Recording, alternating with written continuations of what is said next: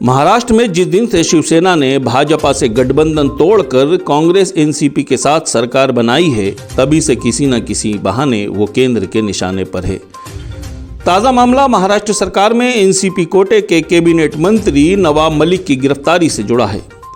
नवाब मलिक को ईडी ने एक जमीन के सौदे में मनी लॉन्ड्रिंग के आरोप में गिरफ्तार किया है।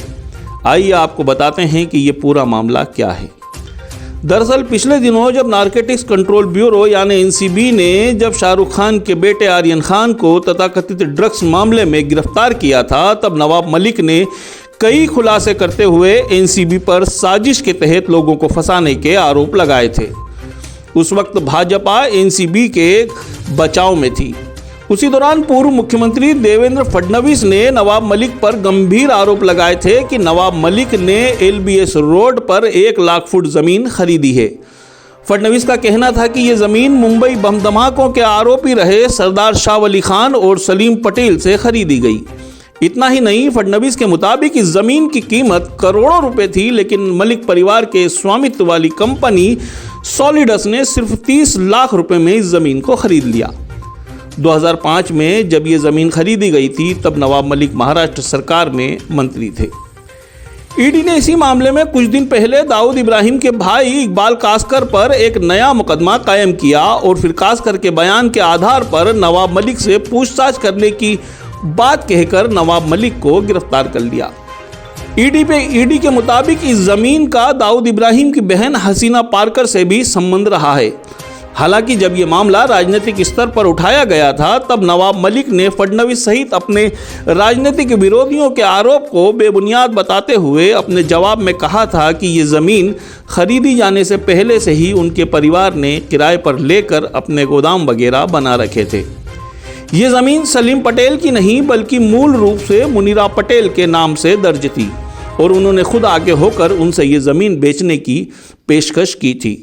चूंकि मुनीरा पटेल मुंबई में नहीं रहती थी, लिहाजा उन्होंने जमीन की रजिस्ट्री के लिए सलीम पटेल को पावर ऑफ अटर्नी दी थी। वहीं शाह वली खान के बारे में नवाब का कहना था कि हमारे द्वारा जमीन खरीदने से पहले ही सरदार शाह वली खान के पिता इस जमीन पर बरसों पुराने चौकीदार थे। इसी दौरान उन्होंने किसी तरह इस जमीन में से 300 मीटर जमीन पर अपना नाम चढ़वा लिया था। उनसे कब्जा छुड़वाने के लिए उन्हें 300 मीटर के पैसे दिए गए थे, लेकिन जब किसी को निशाना बनाने का ही तय कर लिया गया हो तो कोई सफाई मायने नहीं रखती।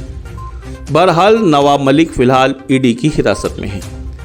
नवाब मलिक के बारे में आपको बताता चलूं कि उत्तर प्रदेश के बलरामपुर में संपन्न किसान परिवार में जन्मे नवाब मलिक के पिता उनके पैदा होने से पहले ही मुंबई आकर बस गए थे। मुंबई में उनका कबाड़े और कपड़े का कारोबार था। छात्र आंदोलन से अपने सियासी सफर की शुरुआत करने वाले नवाब मलिक पहले कांग्रेस से जुड़े। वर्ष 1984 में मात्र 25 साल की उम्र में उन्होंने पहला लोकसभा चुनाव मेनका गांधी के बनाए संजय विचार मंच से लड़ा था, जिसमें उन्हें मात्र 2620 वोट मिले थे। 1992 में उन्होंने समाजवादी पार्टी के उदयकाल में कांग्रेस छोड़कर समाजवादी पार्टी ज्वाइन कर ली। समाजवादी पार्टी के टिकट पर नेहरू नगर से विधानसभा चुनाव लड़ा। 37,500 वोट लेकर भी नवाब मलिक विधानसभा तक नहीं पहुंच सके। शिवसेना नेता सूर्यकांत महाडिक से चुनाव हारने के बाद महाडिक के खिलाफ धर्म के नाम पर वोट मांगने की पिटीशन दायर की गई। महाडिक का चुनाव निरस्त हो गया। उपचुनाव में दोबारा नवाब ने किस्मत आजमाई और इस बार उनका सफर विधानसभा तक जा पहुंचा। वर्ष 1999 में कांग्रेस एनसीपी सरकार को समाजवादी पार्टी ने समर्थन दिया और समझौते में नवाब मलिक को आवास मंत्री बनाया गया। बाद में वो एनसीपी में शामिल हो गए। एनसीपी कोटे से विलासराव देशमुख सरकार में उच्च शिक्षा मंत्री बनाए गए। सियासी कामयाबी के साथ नवाब पर आरोप भी लगे।